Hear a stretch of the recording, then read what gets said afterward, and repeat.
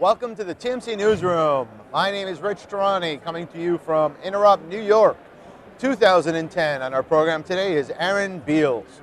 He is with Ring Ring. Aaron, how are you? Good, how are you doing, Rich? Good, so tell me about Ring Ring. So Ring Ring, we're a company based in Metro Detroit, Michigan. We provide memorable toll-free numbers for companies so they can use them in their advertising. Okay, so give me some examples. Yeah, certain examples are 1-800-NAIL Care, 1-800-4Equity, 1-800-Brick Pavers. As you can see, they're in all types of industries. We set up phone numbers that spell things as opposed to just generic phone numbers. So instead of callers trying to remember 1-800-925-3627, make it easy. Have them call 888-GO-MAZDA, if you're an auto dealership. So do you own the numbers, or are you a broker? We're actually a toll-free management company. We have suppliers that we pull from, and we actually set up what's called shared use for a lot of our phone numbers. So you could have a phone number being used in one market, let's say Chicago, and at the same time that same phone number could be used in San Diego, California, even if those two companies don't compete. Ah, I see. So basically you take a number and you maximize the efficiency of the number because it could spell a few different things, which would be useful to different people in different parts of the country. Correct, and it can even spell the same thing, but what happens is when a caller calls that phone number, it detects where they're calling from and routes it to the nearest location.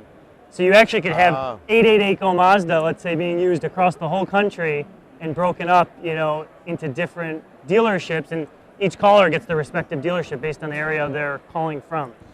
So now on today's smartphones, people are in the car, they hear a radio spot, they want to call 1-800-GO-MAZDA. How are they going to do that on a smartphone? Is that a pain for them to look at the letters and all that? Rich, that's a great question. Actually, the statistics show that phone numbers that spell things out get a higher call volume than ones that don't. On a smartphone, especially Blackberries, it's pretty easy. You just dial the number in capital letters. So you're dialing the letters in the capital form, and they convert it automatically. So smartphones truly are smartphones. So that's a good thing for smartphone owners to know. It's good that part, at least they're smart in that way, which is good. So how long has this company been doing what it's doing? We've been doing this since 2005. Personally, I've been in the toll-free vanity space since 2000. And how do you charge? We charge monthly, typically, and that's a fee that's based on how desirable that phone number is, what it spells. Like you mentioned, some phone numbers spell different things, so it really depends on how good or how memorable that phone number is. So there was an article during the dot-com boom, I can't remember which year, but it was all about vanity numbers, 800 flowers, 800, I think it might have been a steak company. Did that have any influence on you, or did you get into this business a different way? Because of the fact that there was a big article on it, it was just a big deal back then. Good question. My background's actually advertising, so I saw these things work on an advertising end. I knew some people that were actually working with companies, setting up vanity phone numbers, and they had a lot of success, so it just seemed interesting and a way to connect advertising with the telecommunications aspect as well. And how do customers pay for the service, the vanity number?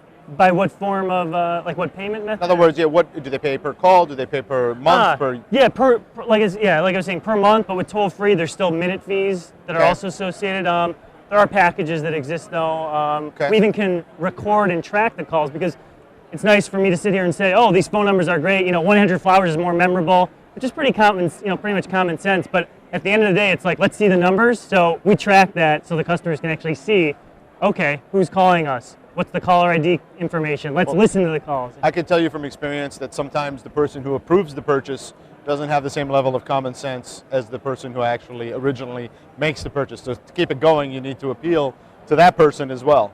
Correct. So to be able to prove it is always, in this environment, everybody wants to justify every cent that they spend.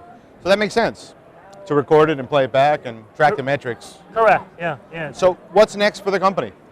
Really what's next for the company is to continue what we're doing, obviously try and go faster, stronger, just improve in all kinds of ways. We also do local vanity numbers, so we brought into that if someone wants a 212 area code phone number, which are highly desirable, that old New York City area code phone number, we branched off into doing that. We do cost savings as well for toll-free, but really we like to focus on a particular niche, and that's vanity numbers, so we can be the best at that one small piece of the advertising puzzle.